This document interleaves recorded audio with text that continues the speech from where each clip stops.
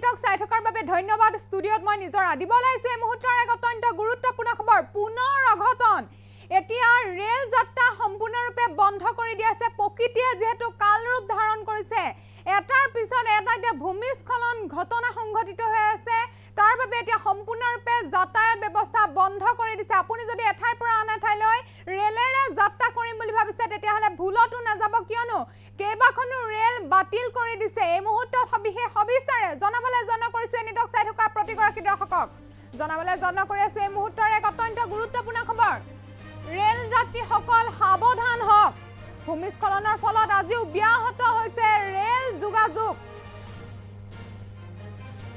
পাঁচখনকৈ rail চলাচল বাতিল কৰা হৈছে অবিৰত বৰষুণৰ ফলত ভূমিস্খলন হোৱাৰ ফলতে এতিয়া ৰেলপথ যোগাযোগ বিচ্ছিন্ন কৰা হৈছে লামডিঙৰ বদৰপুৰত পাঁচখনকৈ ৰেলৰ চলাচল বাতিল কৰা হৈছে কেইবাখনো ৰেলৰ সলনি হৈছে চলাচলৰ সময়সূচী লামডিঙৰ বদলপুৰৰ পাহাৰ লাইনত দিহাখু আৰু মুপা ষ্টেচনৰ মাজত ভয়ংকৰ ভূমিস্খলনৰ বাবে ৰেল বিভাগৰ ডাঙৰ সিদ্ধান্ত পুনৰ অঘটন দেখা পোৱা গৈছে প্ৰকৃতিয়ে এতিয়া ধাৰণ কৰিছে কালৰূপ সম্পূৰ্ণৰূপে ব্যাহত হৈছে যাতায়াত ব্যৱস্থা ৰেল যাত্ৰীসকল সাৱধান হওক এনেদৰে পাহাৰৰ পৰা শিল আৰু মাটি খহি পৰাৰ ফলত এতিয়া ৰেল যাত্ৰা বাতিল কৰা হৈছে ৰেলসমূহ বন্ধ কৰি ৰখা হৈছে আপুনি যদি ৰেলেৰে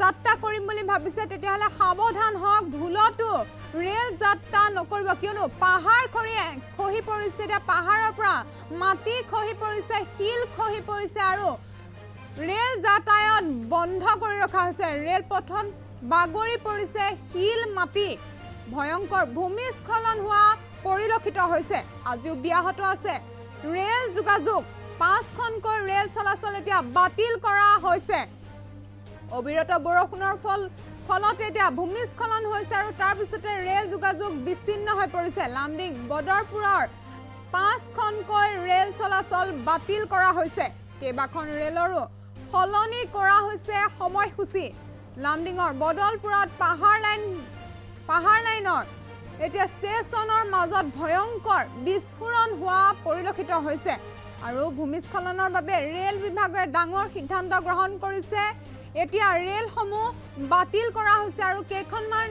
ৰেলৰ সময়সূচী সলনি কৰা হৈছে ভূমিস্খলনৰ ফলত শিলচৰ গুৱাহাটী অভিমুখী এক্সপ্ৰেছ আবদ্ধ হৈ পৰিছে মাছ ৰাস্তাত অনিৰ্দিষ্ট কাললৈ এতিয়া ৰেল সেৱা বন্ধ কৰি থোৱা হৈছে পাঁচখনকৈ ৰেল চলাচল এতিয়া বাতিল কৰিছে যিহেতু ভূমিস্খলন হৈ আছে ক্ৰমান্বয়ে এতিয়া ভূমিস্খলন বৃদ্ধি পাই আছে তাৰ বাবে আজিও ব্যাহত আছে ৰেল যোগাযোগ ৰেল যাত্ৰীসকল সাৱধান হৈ থাকক কিয়নো আপোনালোকে যদি যাতায়াত কৰিম বুলি ভাবিছে ৰেলেৰে তেতিয়াহলে ভুলতো সেই যাত্ৰাত নাযাব বিপদত পৰিব পাৰে আপুনি প্ৰকৃতিয়ে যেহেতু ধাৰণ কৰিছে কালৰূপ তাৰ বাবে সম্পূৰ্ণৰূপে এতিয়া ব্যাহত যাতায়াত ব্যৱস্থা সম্পূৰ্ণৰূপে বন্ধ কৰি দিয়া হৈছে ৰেলৰ যি যাতায়াত ব্যৱস্থা সম্পূৰ্ণৰূপে বন্ধ কৰি দিয়া হৈছে ক্ৰমাগতভাৱে এতিয়া বৃদ্ধি পাইছে ভূমিস্খলন আৰু যেহেতু বৰষুণ আহি আছে মুখলধাৰ বৰষুণৰ ফলত পাহাৰৰ পৰা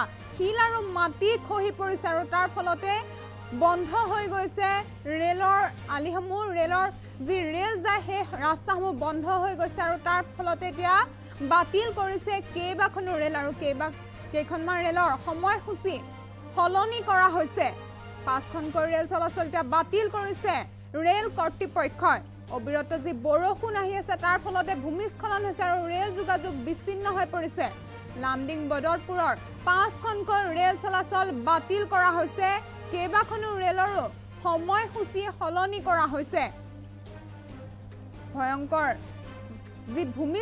ভয়ংকৰভাৱে যি ভূমিস্খলন হৈছে তাৰ বাবে ৰেল বিভাগে ডাঙৰ সিদ্ধান্ত গ্ৰহণ কৰিছে অবিৰত বৰষুণৰ ফলত এতিয়া ভূমিস্খলন হৈছে আৰু তাৰ বাবে ৰেলৰ যোগাযোগ বিচ্ছিন্ন হৈ পৰিছে আপুনি এঠাইৰ পৰা আন এঠাইলৈ যদি যোৱা কথা আছে ৰেলেৰে ভুলতো নাযাব আপুনি মাছ বাটতে বিপদত পৰিব পাৰে আৰু সাৱধান হৈ থাকক তাৰ বাবে ভুলতো এইকেইদিনত ৰেল যাত্ৰা আপুনি নকৰিব যিহেতু প্ৰকৃতিয়ে ধাৰণ কৰিছে কালৰূপ আৰু তাৰ বাবে এতিয়া যি প্ৰকৃতিয়ে বৰষুণ আহিছে সেই তাৰ বাবে ভূমিস্খলন হৈছে আৰু এই ভূমিস্খলনৰ ফলত শিল আৰু মাটি খহি পৰিছে।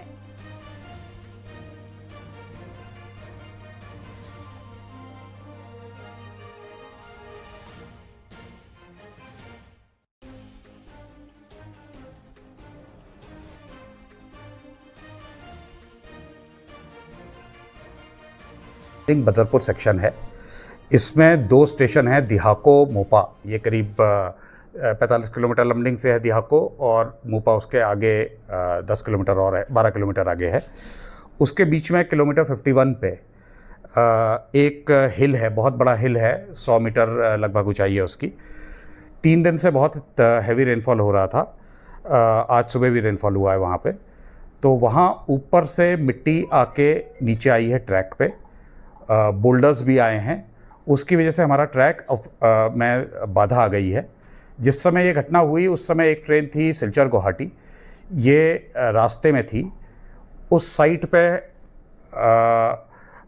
रेलवे ने 24 आवर्स एक स्टेशनरी वॉचमैन को रखा हुआ है। उस स्टेशनरी वॉचमैन ने ट्रेन को लाल झंडा दिखा के रोका, उस ट्रेन को वापस मोपा में बैक किया गया। तब से ये सेक्शन हमारा बंद है।